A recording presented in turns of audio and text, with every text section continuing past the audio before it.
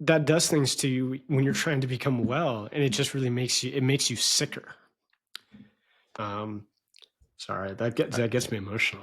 Welcome to The Mindful Agent, where real estate success meets health, mindfulness, and personal growth. Join me, Michael Coxen, top performing agent, growth director, and co-owner of Magenta Real Estate, as I explore the intersection of wellness and business excellence, helping you thrive in both real estate and life.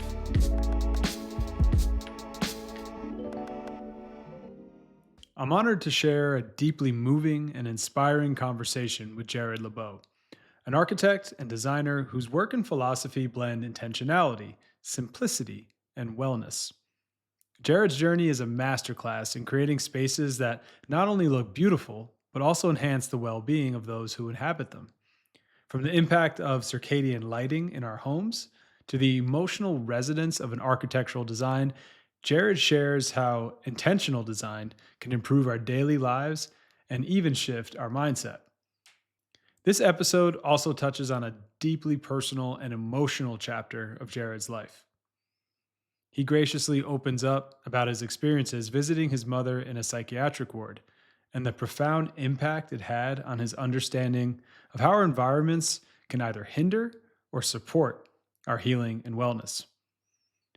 Jared's vulnerability and insights are a powerful reminder, a reminder of the importance of designing spaces with intention and humanity. Also, more importantly, they're a reminder that we never know what another person is dealing with in any given moment. So we must treat each other with loving kindness.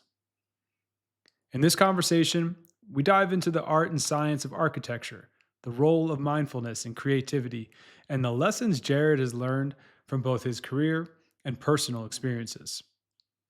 Whether you're a real estate professional, a design enthusiast, or someone looking to bring more intentionality into your life, this episode will inspire you to see your spaces and see your life in a whole new light.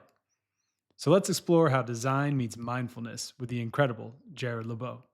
Jared Lebo, welcome to The Mindful Agent. Thanks for having me. Yeah, man. So you're a wonderful architect. We have almost worked together many times. Built that wonderful. Yeah, exactly. Timing is everything. I agree. I would hire you for every job I could. But Appreciate that. Life happens and things happen. And the most important part is we built a friendship over the years. You're also my neighbor. Fun fact. Yep. Yeah. How about that? Yeah, exactly. That's a funny story of how that happened, by the way. Do you remember that story? I do, but I want to hear your version. Okay. I remember we were having coffee and you had asked me something about, I think I'd mentioned I was looking at homes and you had asked me, well, what are you thinking? I'm like, I was like, I don't know if I want to move. I really liked our house. We lived down the way in the Paseos. And you're like, well, what are you thinking? And I'm like, well, I think I described like some of it. And you're like, oh, is it X? And I'm like, how could you possibly know that's the house I'm looking at? I know you and I know real estate. So I know what you described and there's not much of it. And I'm like, damn, your knowledge is insane in this area. And so then we started talking about it. And you go, well, what's holding you back? I'm like, well, I'm trying to think, do I do it? Do I not? And you said, well, what's the reason? I said, well, if I move, the house will be all about wellness. That will be the entire reason for the house. It'll be about things that I can do and spaces that I can develop to essentially help with my, well-being as I age in life. Right. And then places to essentially have friends, have, special spaces, create moments, and just like basically celebrate life. And you looked at me and go, I've never heard a better reason to buy a house. That's still true to this day. Yeah. And I was like, all right. And then we ended up moving forward on it. So that's awesome. I do remember that coffee in that meeting. And I love my Summerlin market. So yeah, when you described it, you knew it. I knew it. And I was also looking around in the same neighborhood. So I have met with many buyers and sellers, and that was the first answer of that kind I've ever heard. Let's dive into that right away. Tell me what you did in your house to enhance the wellness of your life and your wife's life. First, we changed out the lights to be dimmable to a certain level. And also there's a lot of layers in lighting. And what that does is essentially it kind of, it develops kind of our circadian through the house in the evenings. Perfect. So the programs run to where, at a certain time it dims to a certain level, kind of mentally starts to like wind you down for the day and bring you into like, a good place where you'll find your sleep cycle. The house, is all about kind of the view corridors and having spaces to go outside, to meditate, garden spaces. Those are really important. The next thing that I want to work on is doing an addition to part of the house to create more of like a larger gym space for actual, just a higher level training, Hmm. essentially. I have to get Lindsay on board with that one Yeah. because with the current projects that are going on, she's like, One thing at a I think I'm time. going to kill you. Yeah. So yeah, you and But your wife are both, business partners, life partners in the yes. architectural and interior space. And haven't killed each other. You haven't killed each other. Uh, And yeah, it's obviously got to be a challenge because you got your clients and you live, work, and breathe architecture and real estate. And I know you must have a million visions that have yet to come true along with the of millions course. that already have. Like you. Yeah. So, one step at a time, right? A previous guest, a mutual friend of ours, Jim Slack, his answer about the most important productivity thing he does is his sleep schedule. Yeah. So I Yeah. love that you're emphasizing that and reiterating that. What I love is you are automating it. You don't have to think about it. You're simplifying life using technology, using your experience in architecture. And anyone listening, I mean, you could quite simply, with some light switches Yeah. and It's or easy to do. bulbs Yeah. and a smart assistant like Alexa, have all of that done for you. You don't have to put in like a control floor system or, do these really, I mean, those are amazing systems for controlling all kinds of systems in larger homes. But Yeah. what you can do nowadays with some of the technology, it's like Lutron has technology that is, readily available for everyone to install. You don't have to rewire homes to do it. And what you can do for your well-being in your home by just controlling your lighting systems and running programs Yeah. is huge. So Lebo Design, you started in 2016. Yeah. Tell us the backstory, the origin story, how you got to there. The origin story. I mean, how far do we want to go back? Because a lot of people say like when you're it's arguably something that you're kind of afflicted with, I'll say, because once your brain starts to turn on to that stuff, it doesn't turn off. So, Would you say you were born with it? I don't know if I was born with it, but it definitely happened young. I was probably my early teens, maybe 12, 13, when it started. I started just doing a lot of drawing, and my dad kind of picked up on it and noticed it and was like, maybe this is something you should look at. So, yeah, I think it's something that's kind of, I think in general, you have an understanding for how space affects people, or you want to at least, and it's a curiosity.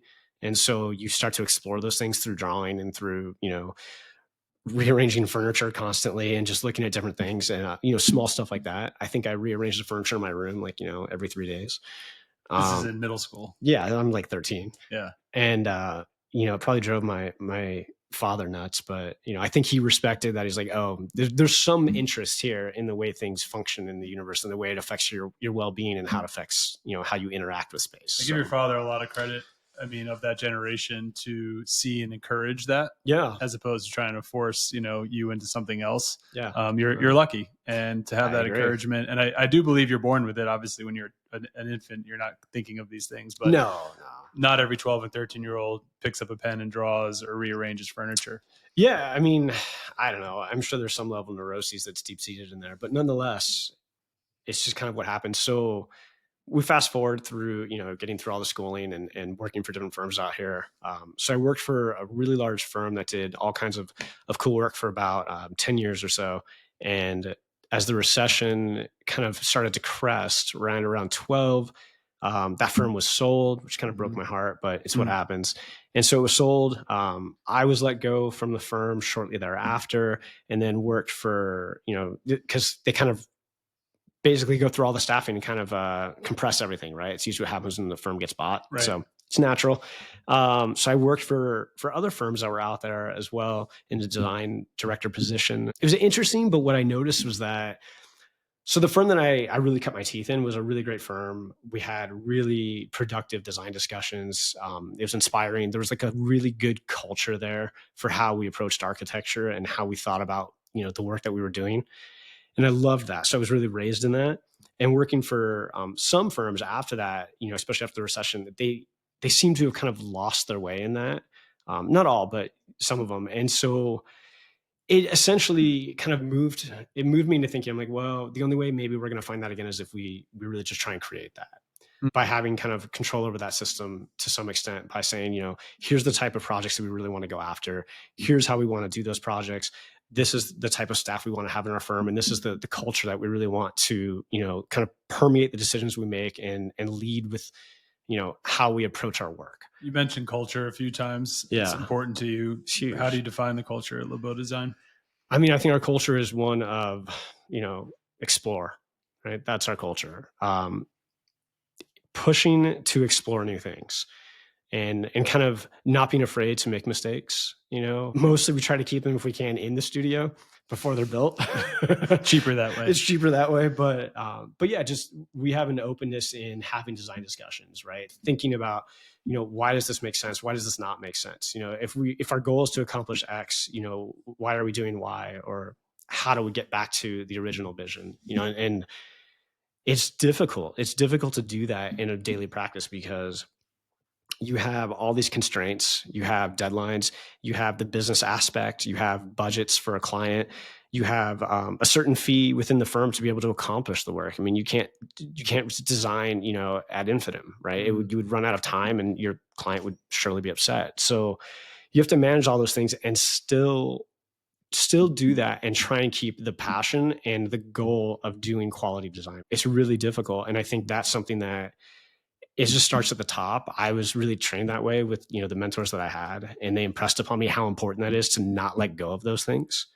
And, so we try to keep that. So that's a huge part of our culture. And it's a huge part of, everything we do all day at the office. And it doesn't matter how small the project is or how large the project is.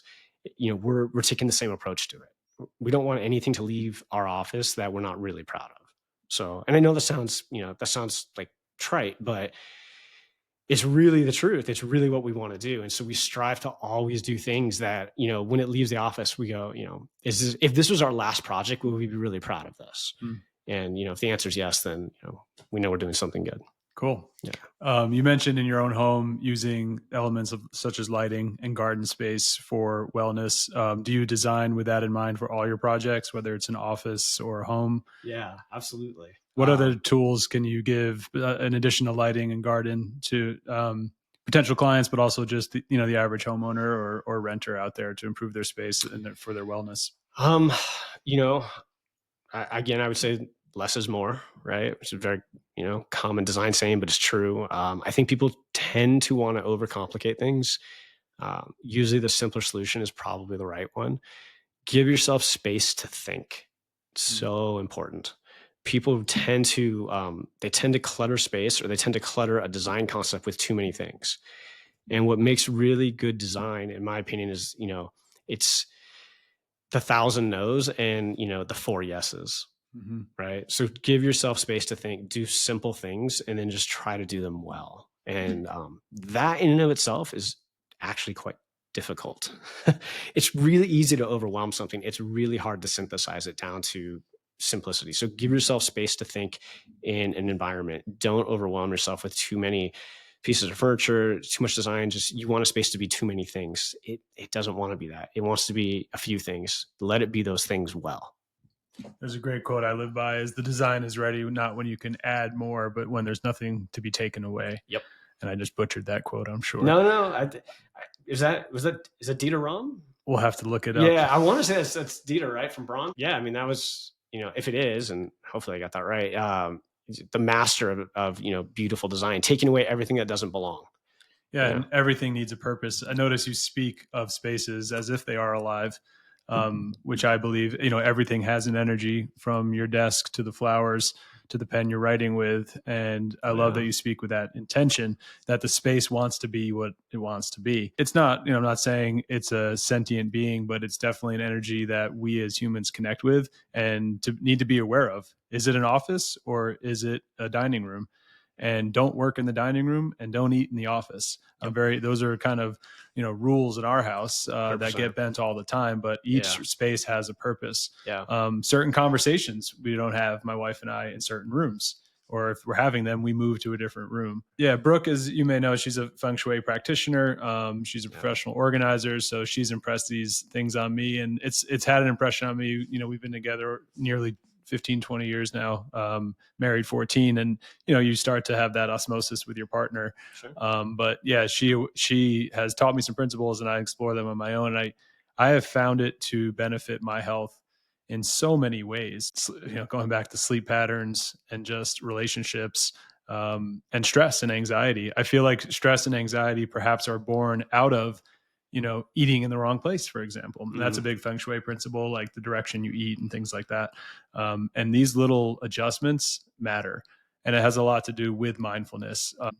it's a Buddhist thing. Like when having tea, like tea, I'm having tea, and being focused on the aroma, the temperature, Yeah. the mug in your hand, and being present with that is so critical. And what you do as an architect is, kind of create these spaces for people.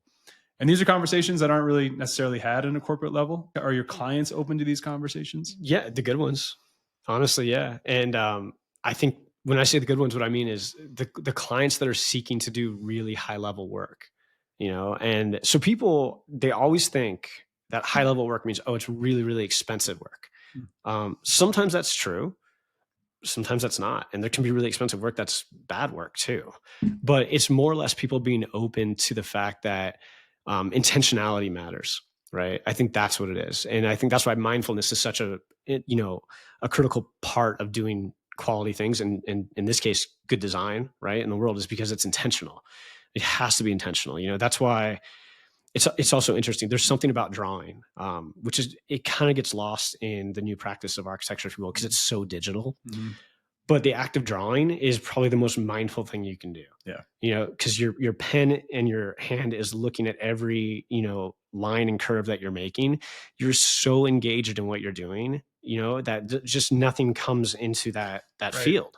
That mindful nature is like, that is the most purest form of design sometimes, is just drawing on a piece of paper.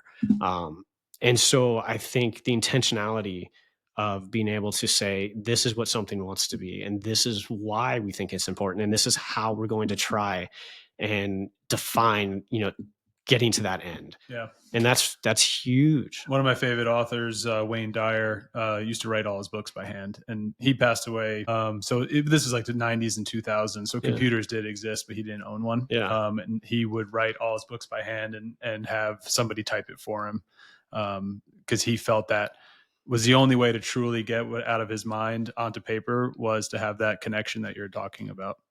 It's so important when you go to design school, and now design schools are really, really highly digital, which is great in some ways, but there's something really nice about like the tactile thing of like making models, holding it up, like studying space, seeing how light affects something, right? Drawing and drawing again, just like the feel of like the paper, the feel of the pen, the way like the felt kind of stroke gets really dark and gets light with the pressures. Like those little things are really, really important to like the way your brain is connecting an idea.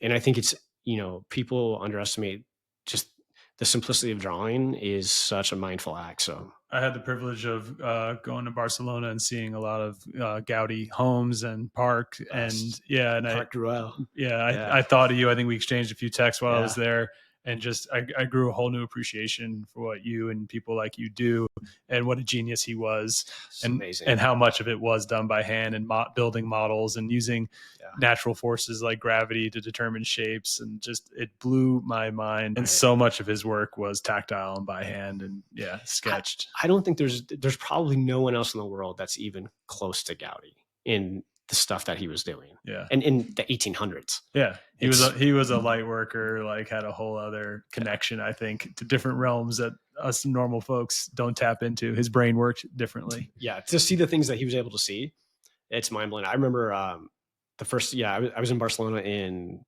2003, and they didn't even have the 12 towers on the Sagrada Familia yet, right? Yeah. They had like 2, I think. You feel small, right? You feel really small when you see some of these structures, in a cool way, and maybe that was kind of his intent. It's like to recognize that humans are really small in the world of what they inhabit.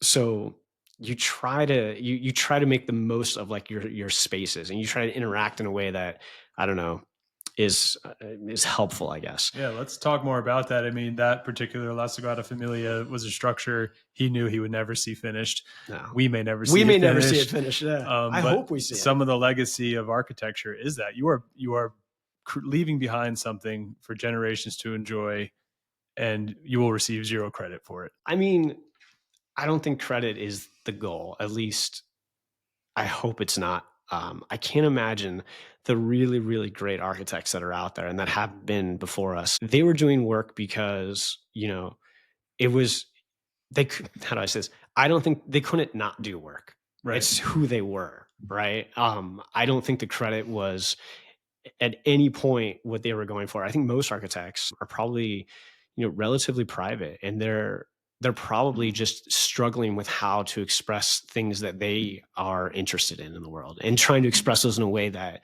are sensible and are moving other people in a positive direction. And I think that the really good architects get to the end of their life and they probably still look back and go, I bet you Frank Gehry looks at Guggenheim and Bilbao and he goes, yeah, I probably would have approached that differently. Frank Gehry, right? What is he, 95, 96 right now? And I bet he looks at that and he goes, maybe there's some different moves I would have made. Still contemplating with how he's approaching his expression of something. I don't think it's about the credit for these guys. I think it's just about doing something really, really fantastic with the brief time we have here. Do you feel like they have to do it? It's Yeah. just in them. Do you get that feeling when Absolutely. Yeah. I mean, you can't you can't shut it off. It's, you think, you're thinking about it all the time. I'm washing my hair. I'm thinking about, how does that beam on a cantilever so that we can, float this plane so that it makes everything underneath it feel much lighter. Like, it doesn't shut off. It's like it truly is an affliction, but an affliction that creates things that are beautiful. Does it give you anxiety? I can. Yeah. There's definitely times that you you can spin a little out of control with certain things. It's a weird practice because, first of all, architecture is really a lifestyle. That's through and through. Architecture is it's not just an art, it's a lifestyle. It's not a job. Yeah, it's just a way of living. It's a way of thinking. But it can give you anxiety in some ways. But the beautiful thing about it is it's also the thing that solves your anxiety. It's weird. It's a weird thing like that. It can drive you nuts, but then it can deliver something that's so beautiful and like zen. And you go, that was worth the anxiety. It is the best way to think of it, right? It's just it's worthwhile. The feeling you get when you solve the problem, Yeah, or deliver the product. It's worthwhile. It's a journey that, I mean, I'm 42. I've been thinking about this, since I was pretty young, and I guess I've been in professional practice, I guess we could say, since kind of like college, so 20 something years. I don't get tired of it. I don't get tired of thinking about it. I don't get tired of looking at the way things come through, light. I don't get tired of thinking about how people are interacting with the space. I don't get tired of thinking about how things are connecting. There's so much to discover that, it takes a lifetime to study. It would take 5 lifetimes. Mm-hmm. And so I think that's why you see a lot of the really great architects, right? They make it to like their 90s, hundreds, and they go, if I only had more time. It's the truth. It's a beautiful study. So knowing that about some of your idols, Frank Gehry and others who make it to that age and are still yearning for more, how does that affect you as a 42-year-old architect? I think we've hardly scratched the surface with what we can do. I mean, that's my hope. I think the masters, they don't really become quote unquote masters until they're, well into their 60s and 70s. It's probably the only profession that's like that. Almost every profession in our life, right? People tend to, I don't know, you kind of age out of, right? You slow down, different things happen. You can't keep pace with your younger self when you were doing whatever it was you were doing. I think for architects, they spend a majority of their younger life and their middle life really trying to get good and understand what they're trying to do. And then their third act is when they actually do, their best work. Because they go, I think maybe now I have a sense of what I want to do. Now I'm going to really do it at a high level. That makes sense. When I think of most industries, I can't think of another example that perhaps the arc continues to go up until late age. Yeah. But my concern with that would be burnout. If this is something you are thinking about in the shower every day, waking up thinking about, I always wonder that if you're truly passionate, could you ever truly burn out? I've definitely had those moments. So how did that happen, and how did you bounce back? So burnout's real, first of all.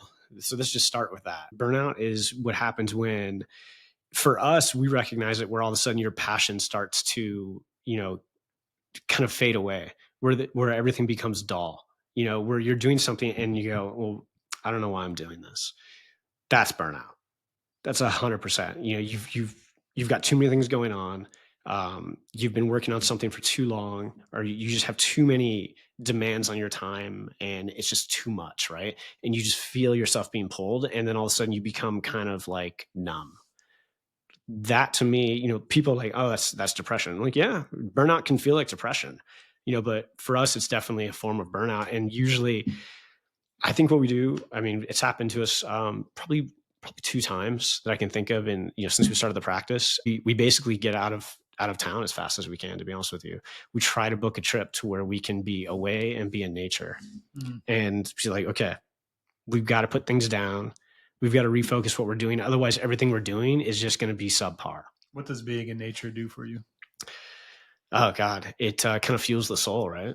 I mean, yeah, it's something about nature. Like, well, I think again, it recenters you to feel small. And when you feel small, you realize that your time is critical, right? And then you realize, okay, I need to spend my time on the things that are really important to me. And not everything you're spending your time on is always super important. I think that we tell ourselves that, right? But we know that's not the case. You look back and you go, that was not the best use of my time, or why was I angry about this, or why was I pursuing something that just didn't really make sense. So I think going to nature, something about being outdoors and just having like quiet and beautiful views and all the different materials of nature, which are really what we try to bring into our spaces when we build, right? Those are the best spaces, the ones that have authentic materials. Get away from the plastics. You have authentic materials, you feel the best. And so I think nature that's the best form of building there is, right? Mother Earth's the best architect. You go, everything here is authentic. You go, it's beautiful. That's such a hippie answer, but it is so true. You go, like I love going just to Red Rock. 5 minutes away, I'll go out, I'll hike one of my favorite little hikes, and I'll go out there. And I remember it was a couple years ago, it was 2020, maybe it was 2019. I remember it was my mom had just passed away like a couple months prior. And I was just I was grieving. I was kind of burned out in general with what I was working on. And like, I wasn't in a good space. And I remember my wife looks at me, she's like, you seriously need to go and take a hike. Like, literally get out of here and take a hike. And I'm like, yeah. So I left the office. I went hiking, and I was just like, I was so content to just be outside, like pick up, the sand, right? The soft sand that's by Red Rock. Just look at the colors, look at the different plants, like feel the wind just kind of like pass by you. I was lucky enough to see some of the burros walk by, which is rare because they usually won't get that close to you. I was completely by myself. And I remember thinking like, what is it we're trying to do? Because it's like, what we're doing right now isn't working. And so something about nature just re-centers you. It's really, really important. That's a beautiful story. The burros, I believe that's a sign, your mother sent you those to. I always wondered that too. Yeah. Just staring into open space, having an infinite view does something to us. I feel it's always very calming to me, even though, I do work in a beautiful space and I'm conscious of my interior space. There's nothing like being outside 100%. And just looking off in the distance. So when we hike, we tend to, by nature, you start at the low point, and usually if you're hiking, up somewhere, if it's not just a flat trail, you're hiking up an elevation to hopefully like, a viewpoint, right? Or you're cresting it at some ridge of a mountain, right? There's a lot of hikes out here are set up that way, which is wonderful. And it's interesting to me because I always explain to Lindsay, I go, there's something about us as people. We like to be able to like work our way through a valley and get to a point where we can kind of reflect and it sounds funny, kind of survey our land a little bit, which sounds ridiculous, but it's, I always think of that moment in The Lion King, when Simba's held up and he's like, everything that the sun touches is yours. Like that cool moment where he's like, he sees this beautiful place in front of him. I think we as people really seek that. And that's why we like hiking to high places and having like, a lookout, right? An overlook of everything that's there, because it reminds us of everything we went through to get to that point. I think we love that. And I think that act is what recenters us to go, oh, okay, I actually have come pretty far, even though I feel like maybe I'm a little burned out right now, or maybe I'm in a bad place. When I look at everything I did, I go, oh, there was actually a journey. There were some interesting struggles through that rock where I had to scramble, through those trees, through all these different things, where I couldn't see over this. I didn't know how to get around it. But now that I'm up here, I can see that path more clear. Yeah, I think true gratification comes through struggle. 100%. And if you shortcut the struggle of climbing, you'll never be as happy. It's fleeting. Yeah. And don't take a helicopter there. And it's like drugs and alcohol. Like you can get that feeling, that endorphin firing, but it's temporary and fleeting, and it's not sustainable the way struggling to earn those endorphins that happen when you hike. And it's a symbol for life. It is. You can do it, like one foot in front of the other. Hiking is a very beautiful thing. It's obviously built and ingrained in us as a species. And that's one of the best wellness tips I could ever give is go for a walk, take a hike, as your wife told you. Yeah, it was the best advice, and she was right. I mean, so okay, I'll take a moment to just say, and anyone who knows me, this is no secret. I married very well, right? This is not a secret to anyone, least of all me. One of my wife's like greatest attributes is her ability to synthesize down and understand exactly what you need when you need it. It's like an amazing ability. I don't have it the way she has it. And so she's like, you need to go like take a hike, be alone for 20 minutes to reflect. And that sounds so simple, but the ability to see that when you're going through like a really tough moment is like very astute. So that's something that she has that I think most people, don't understand. That's like that's her superpower. That's awesome. Yeah. And you recognize it. That is a special power. Besides your wife, are there any other mentors in your life that stand out to you to get you where you were today? God, yeah, so many. Anyone who gets anywhere and doesn't have a mentor or people that have taught them things on the way, how can it be? They're lying to themselves. They're lying. Yeah, I'm like, if you really think you got somewhere with no help from someone, you need to check your ego because that's an impossibility. Anyone who gets anywhere has basically been held up on the shoulders of the people before them, right? I look at the work we do today is purely a reflection of I was lucky enough to be part of these different firms through my career and work really closely with these partners and these principals who had really good understanding of what they were doing, and they had high levels of culture and they knew what they wanted to do, and they just imparted that upon me and kind of hope that I would carry that torch and do it in my own way, which is what we're trying to do. How has your leadership style evolved from the guy who worked at that first firm and appreciated the culture and the design first mindset? Then you saw some culture and mindset you didn't like at your next firms. Yeah. Then you started your own. Like, how has your leadership style evolved from standing on the shoulders of your mentors to who you are today? I think when you're younger, whether you want to or not, you're more short-sighted, because you just don't have the benefit of failure yet. You don't have the benefit of success either. Frankly, you're just experiencing everything that comes to you, and you're not really able to process it until years later. And so I think you're much more short-sighted. And I think what I've learned, and I've definitely recognized in those mentors who kind of were, taking time of their life to impart what they knew to me, was they knew what I'm starting to understand, which is you take the long view on people. Super important. Take the long view. You'd be amazed at how people are very complicated, right?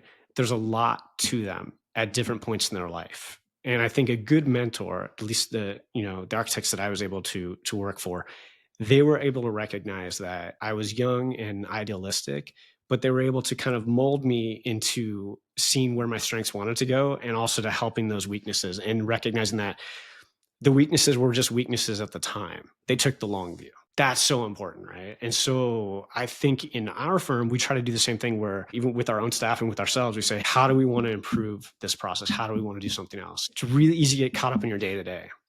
It's really hard to take the long view on people and the long view on where you want to be. I'm hearing like parallels to architecture, La Sagrada Familia, to bring that back, taking the long view and building it right. It's so your hard. Work is definitely a metaphor for personal development. Architecture's a lifestyle, right? I really think people that choose architecture, it chooses them. You can't get away from it. I've tried at times because it's driven me a little crazy. You just keep coming back to it. It's a weird thing that it just helps you make sense of the world. And when you view the world through how design and architecture affects us as people, it's like, it's so beautiful. Like, how can you not love design? Like, it's done so much for us. I love it. Everyone loves it, whether they know it or not. Everyone appreciates a good space, whether 100%. they know it or not. And conversely, they know when they're in a bad space. Yes. They don't like it. Sometimes you can't always communicate clearly why you like a good space, right? It's hard, but emphatically when you don't like something. I'm going to ask you a question. Medical space. Yeah. You mentioned get away from plastic, and obviously there's sanitation reasons that some of these choices are made in medical offices and hospitals. Different element. Yeah. I've always wondered, and cost is the thing. Are we going to evolve into making doctor's office and hospitals more of a wellness space and considered? We need to focus on people are in traumatic spaces here. This is the place they need to heal. Oh yeah. So it's interesting. It's funny you touched on something. So it's so obvious. It's almost weird that it doesn't exist. I'm like, Yeah. Shouldn't it be a wellness space? Why is it not? How can it not be? It's the ultimate wellness space. It's where you go to become well. I remember distinctly. So, you know, we'll dive in, you know, and sometimes when I talk about this stuff, I get a little emotional because it's like, you know, it really messed me up at the time. But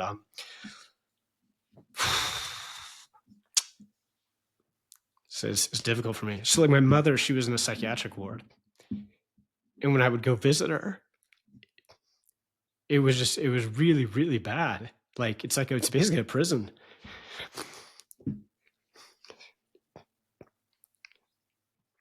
That does things to you when you're trying to become well, and it just really makes you sicker.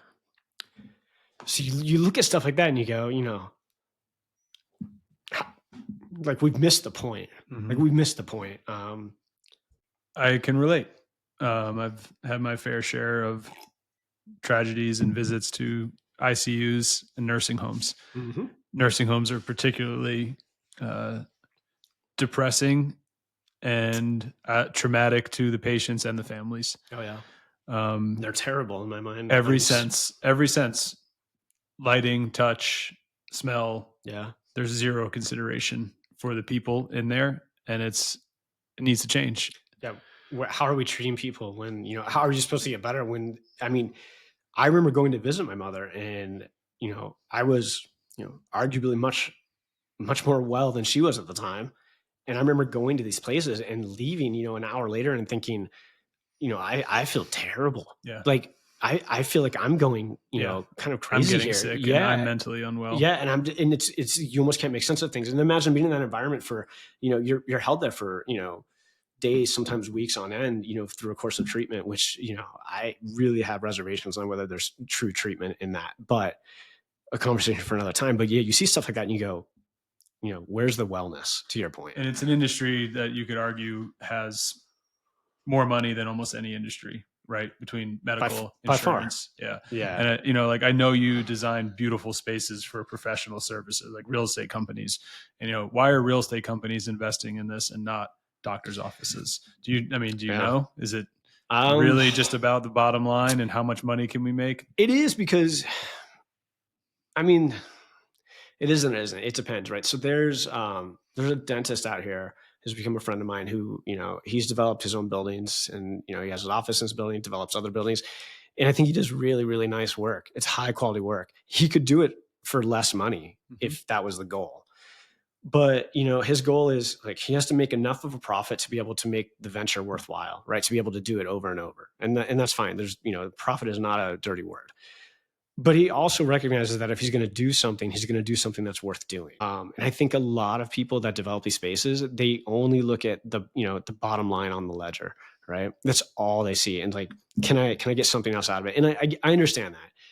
And, you know, that's fine if that's kind of your motivating factor. But I think you can both create spaces that are really great. They, you know, if you're thoughtful, they don't really have to cost that much more. No. They really don't. And it's just the ability to want to do something a little bit better. You can have a great architect, and that's huge. But if you don't have a client that has the same vision, you know, it just doesn't matter. So you think it boils down to the individual more than the system? Yeah. The individual is a big part of it, you know, and if you have a great client who has vision and then they pair with a great architect and a great builder, you know, you can do beautiful things. Conversely, you also have to have that other part, which is the financing arm. And so financing is quite a shift from, we were just in the medical world, now we're in financing. So, but it's interesting.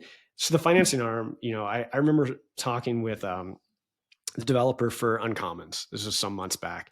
And he said something to me. He goes, you know, the hard part about these projects is just getting the capital. He goes, because no one wants to do things that are out of the realm of what they see as, you know, a safe investment, quote unquote, from a lending standpoint. It's a huge problem, right? Because you can't really do anything that's different, because different isn't always very safe, right? Different is what's great. It's what makes cool things happen. It's what pushes us forward, but it's different. And capital really likes things that are safe. And I get that. But that's what makes it so hard, is that sometimes you can have all those things line up, But, as they say, capital, their favorite project is one that makes a safe return. Yeah. And I think, let's just say you're a doctor, a young doctor, and you're finally coming into your own practice. You have interned and learned that this one way works. Yeah. These white walls and these linoleum tiles Yeah. and this bedding. And this is what had worked for the guys in front of me. So I'm just going to repeat it because I know it works and it's safe. It's safe. Financially, and people are going to not like it, but expect it and be okay with it. And it takes, I think, a revolutionary person and doctors like your dentist friend and others to say, no, I'm gonna do this, and I'm gonna put my money up to prove it's correct. Because frankly, there is enough money in that industry to maybe take a risk in There is fabric and lighting. I mean, we're not talking about. It doesn't. It's just intentionality. It doesn't have to be overly expensive, right? It just has to be thoughtful. And it's interesting to me that some people are more adept at wanting to pursue that concept. And I'm talking specifically about clients that want to do really, great work. Because every architect out there mostly, I think, is already geared that way. They want to do great work. Yeah, they're waiting for a guy to come along and say, this is what I want to do. Yeah, they're waiting for someone who is willing to kind of share that journey with them, right? And so we've been fortunate in having clients so far that are really willing to take that risk and are very trusting and are, they have a more of a long view on things, which is just like the greatest thing in life. Is that something in the future you've considered, being the client of and the architect? I think every architect considers it. I mean, yeah, I think you have to. Who knows? That maybe that'll be the third act. I don't know. Yeah. I mean, it's a very possibility. One of my mentors, when he retired, quote unquote, retired, because architects don't really retire. He retired for about a week and then became a developer. That's what happened. And he developed some nice projects. They're beautiful, because he has a nice hand and he wanted to do things that were great, and he did. And so, yeah, I think that's always the third act. Yeah. When you and I met, I was doing small multifamily, and I had visions and vision boards and of medical space. It's a space that's really important to me and close to home, both my personal journey and my family's, and spending way too much time in hospitals from both the patient perspective and the caregiver, and knowing what my wife went through and close family members went through, my parents, my sister, and it's that is something, it's always in the back of my mind. I love being a real estate agent. I love the purpose that I have in helping others find their home. But there is this drive that, I think we share. It's not even a legacy. I just want to make a change to preventative medicine over treatment. Yeah. And I'm no doctor. Again, I have no true qualifications other than my own experience. And likewise, it feels like a simple fix. So, I mean, I have always wished to develop medical space, and I didn't get very far with it. Ran into the walls of certain medical institutions that were like, this is how we always do it, basically. Yep. And it's hard to overcome. Yeah. And these are behemoths. Yep.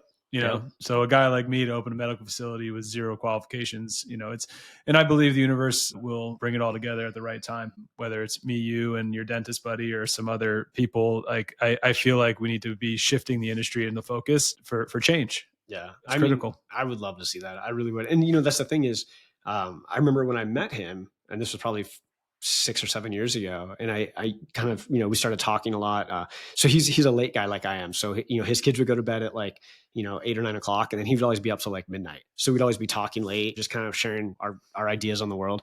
And, I really got to kind of appreciate the fact that he wanted to do things that were a little bit different, but he was in the position where he still had to make them pencil to be able to buy land and do things. So that's, you get pulled back into reality, but you still have the idea of wanting to do something great. I go, oh man, these are the type of people that the city needs. Yeah. Like, everyone hates going to the dentist. Yeah. Like, what if you could change I that? love going to the dentist, ironically. Okay. I have no issues with the dentist. I really do love the dentist. Strange. I know, it's weird. I'm the type of guy that can fall asleep while my teeth are being it doesn't cleaned. bother me at all. Yeah, I just kind of meditate and relax and get a good sleep. I just don't like that the hygienist is always asking me questions, and I feel like they do that for fun. They want to distract obviously you. No, I can't talk. Just let me be. I don't mind. Wouldn't it be great if you're like, I like going to the dentist, which you do, but do you go to this guy? No, so he's an oral surgeon. Okay, so you don't have to see him. Well, so my wife actually did see him. She was in a car accident. She did have to see him a couple years back, and he took her in on an emergency basis, which was fantastic. And he's an amazing surgeon in what he does. But I fortunately have not had to see him professionally. Good. Which is good. You mentioned like the Uncommons. Uncommons is a mixed use development here in Las Vegas in the Southwest. It's maybe 15, 20 minutes from where we live.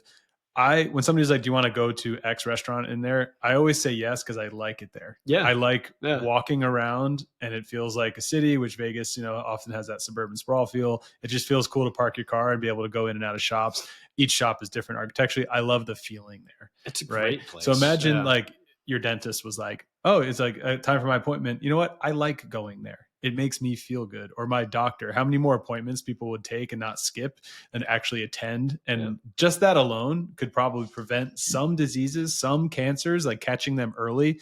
If like getting a colonoscopy was like all in all, like not a bad place to visit. 100%. I truly feel it'll push the needle, even if it's a few percentage points. Yeah, I mean, our country is, it's a sick country medically. It just is. It's kind of heartbreaking to see that, and we're all parts of it. The only thing we can control is like, trying to make our buildings better so we don't have sick building syndrome, right? We finally dawned on us in the 70s. They're like, oh, people are spending like, 8 to 10 hours a day in these places. Like, that's a lot of your life.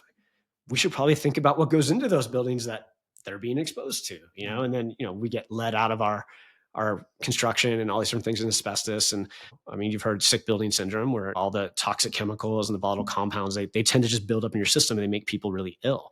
Then we started to realize, maybe we should have daylight. Daylight seems to be a good idea. You look at like the original schools in Las Vegas, there's no daylight. Because they're like, oh, if kids have windows, they'll be distracted. They won't be able to learn. I mean, how backwards that was, which we now know. Yeah. Now all the schools, it's like beautiful daylight. So yeah, we try to, we try to be better about our wellness. And it's like, again, design's a huge part of that. Just design at the front and your wellness will follow. Well, it took an architect like yourself who got the attention of a school board and said, we need more windows, right? So, I mean, these things can happen. Like, that's actually an inspiring story to me that was 50 years ago where there was no daylight in the school. It's crazy to think. It blows my mind when I see this stuff. I remember, there's a firm out here that, I was lucky enough to work for briefly when I was in college. It's the firm is Tate Snyder Kimsey. TSK is what they go by. Great firm. They've been around for a long, long time. I think, the main partner actually is probably just retired. And most of the main, the names that are on the masthead here have essentially, retired or are retiring, but they've done great work for years. They did all the high schools in town, if I think almost all of them. And, they're nice places, and then you have other firms in this town that are also doing some of the, like the ATech schools, the career academies, the technical institutes, which are beautiful, nice campuses. We have one not far from here as well. And I just look at that stuff, I go, man, good for these guys for like, pressing to do nice work and, work that's being appreciated by the youngest of our generation. Exactly. What if school was a place people wanted to go? What if? Yeah. What kind of cool things could you do? Right. What can we learn from parks and, Disneyland and, those type of places that attract kids? Yeah. What, obviously we're not going to put roller coasters in schools, but what principles can we apply to make it a place you want to go? It's interesting. I'm obviously a huge proponent of, design is every part of your life. People will either come to realize this or already do, but it's a huge part of your life. Yeah. If you design things intentionally at the front end, you will have wellness and appreciation all the way through. And it just makes for a better experience of life. You're a more whole person. And I think the way you interact with people, you look at cities that are well designed, people that interact with, people in good cities, like they're just different, right? They have different conversations. They tend to value people a lot. Like people is what makes cities great. The architecture is one of the wonderful parts we get to put into it, but it's really the people, and so great cities tend to have great people. I know there's exceptions to that rule, but you know what I mean. Quickfire wisdom. What do you got? Question number 1. What's the one habit you've developed that has made the biggest difference in your day-to-day life? The sleep routine. Yeah. What's yours? Winding down at the right time, letting lighting lead that, and, mentally preparing with, before I go to sleep, I have, I have a protein shake, I do my thing, I try to meditate for at least 5 minutes. And basically I'm kind of focusing on the fact that it's time to turn off one phase so I can explore. And then I look forward to the sleep. And I always struggled with that when I was younger. I never wanted to sleep because I wanted to keep going. Now I realize that sleep is like vital. That's an important part, exploring. Great. Do you have a favorite quote or mantra that you live by? Oh man. I mean, there's tons of good ones out there. Can I just quote Jordan? I Of mean, course. right? I failed over and over again, and that is why I succeed. Beautiful. Which book has played a significant role in contributing to your personal growth? You laugh if I tell you this because it's funny. It's a book I read when I was actually much younger. Garfield? No, I was gonna, that's a good one, but it was Hardball by Chris Matthews. Yeah, I know. Why? I don't know it. Well, Hardball is essentially, it's kind of a more politically driven book, but it's really a book about life lessons.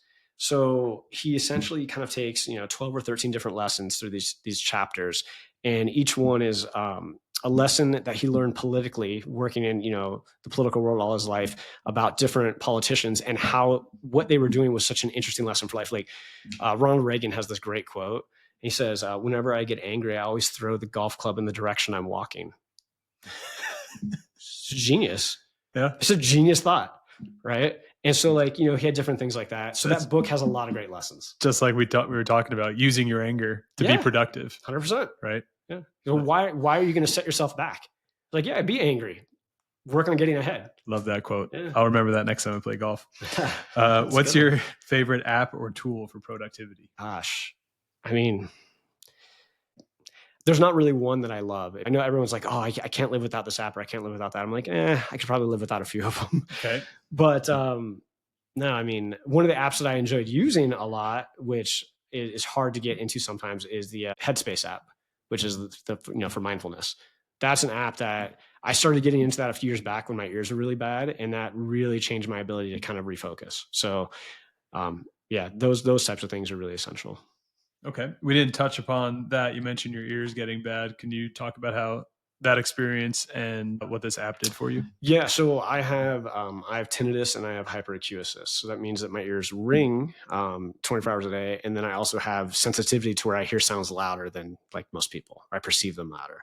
So that creates like a lot of trouble with interacting in social situations sometimes, which is probably why I'm, kind of quirky. But so the mindfulness really helps kind of quiet the mind a little bit because the tinnitus doesn't go away, but it helps you, I don't know, like kind of habituate the noise. So that's really, really crucial. And you kind of learn to live with it. And then headphones help with the loud noises. So that's an easier solve. Yeah.